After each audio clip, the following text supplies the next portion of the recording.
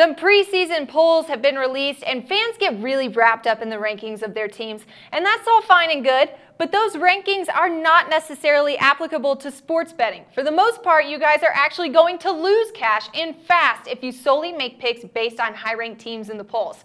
Now let me be clear, the polls and the rankings at the beginning of the season are actually usually pretty accurate. Last season, the top 3 teams in the preseason AP poll were Florida State, Alabama, and Oregon, who were all national finalists, and the champs Ohio State were ranked 5th in that poll. But wake up and smell the inflation, guys. College football odd makers know this information too. They play off the public's interest in the polls and generally overinflate the value on those high-ranked teams. Let me give you an example. Alabama, I just talked about how they're ranked in the top 3 last season, and they haven't been an underdog in a game since their 2009 SEC championship game against Florida, but last year they covered the spread in just 5 of their 14 games.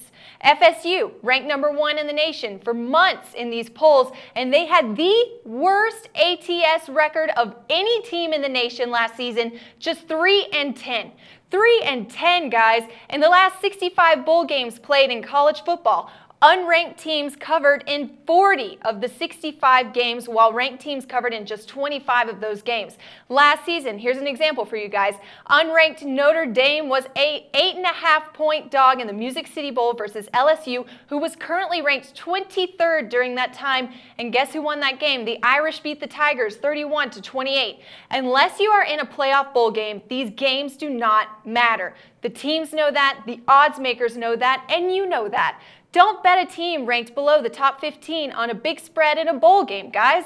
Don't let the odds makers sucker you into these polls. Be smart, betting fans. We are headed towards the early season. Now, this is the time to fade some of these high-ranked teams while we still aren't very clear about what they're capable of in the upcoming season.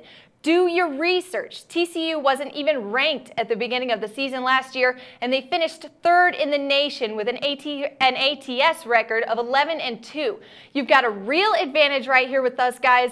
We're going to be releasing videos and articles leading up to the college football kickoff with tips and tricks you guys really need. Follow me on Twitter at SBRMeg. I give out tips, I give out plays all day, every day. Let's make some money for this year, folks. We'll see you again soon.